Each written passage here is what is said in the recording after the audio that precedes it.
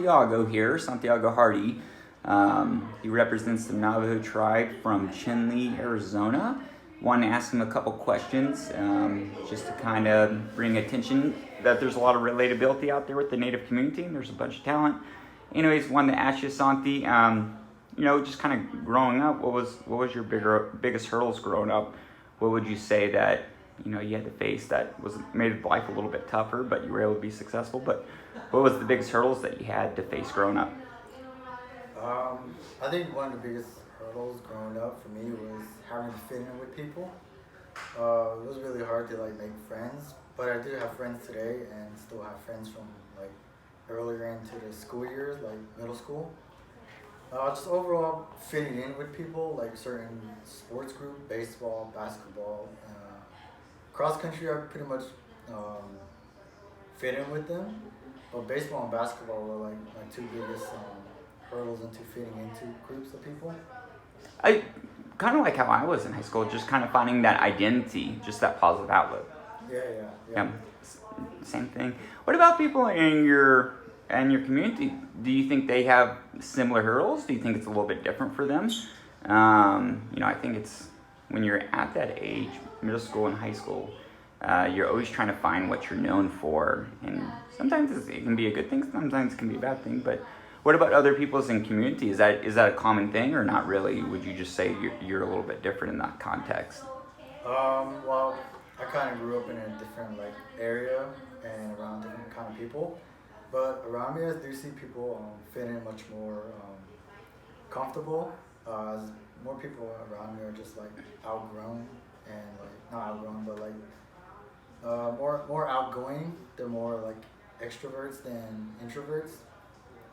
And me just growing up being raised by my great grandma and all that kind of stuff, being raised by elder people. So it was kind of hard to keeping you in line with your traditions. Yeah, keeping me in line with my traditions as well, and overall just teaching me how to respect people and respect what's around me. So it was kind of hard to make friends who really didn't do that kind of stuff. Yeah. And what area? You went to high school in the Chinle area, but what area did you grow up out in the Southwest? I grew up in they're close nearby each other. So I grew up in part of Chinle and most of Mini Farms, Arizona, and somewhere in between Chinle and Mini Farms is Valley Store, where I right now just I live and grow as we. Yeah, fair enough. And then something that was kind of curious, back when you were going to your junior year, you kind of came out of the woodwork with everything. I remember looking at the results and saying, who is Santiago Hardy? But my question to you is, what made you go from just being an average Joe to being a really good runner? I mean, why running? Why did you start training hard? What did you hope to gain from it? Did you see that far ahead? But what kind of made you go from just being recreational and just kind of going through the motions to being the state champ by your junior year? So I did baseball and basketball as I was growing up and wasn't really introduced to running until 6th grade year. And finding out this new sport called cross country, I seemed to have liked it and hated it at the same time. So it was a really I used cross country just to get in shape for basketball season and baseball season as well during my middle school years. But as I was in freshman year of high school, I started to run against guys who ran faster than me.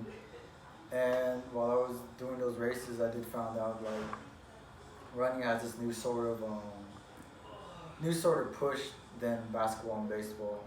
As I would run, I would feel pain all over my body, and it was just a really good feeling to have. Almost feel like healing in a weird way. Yeah, it was sort of healing. So I started to fall in love with the sport, and as soon as my sophomore year came around, I did have shin splints from not changing out my shoes, and I didn't know you had to change out shoes, but it was learning the lifestyle. Yeah. So I started wearing running shoes as constantly. So it was like a really bald and started to look like a banana, Yeah. like a shaped banana. No, I know that feeling as a runner when you go Yeah. through those shoes like crazy. What about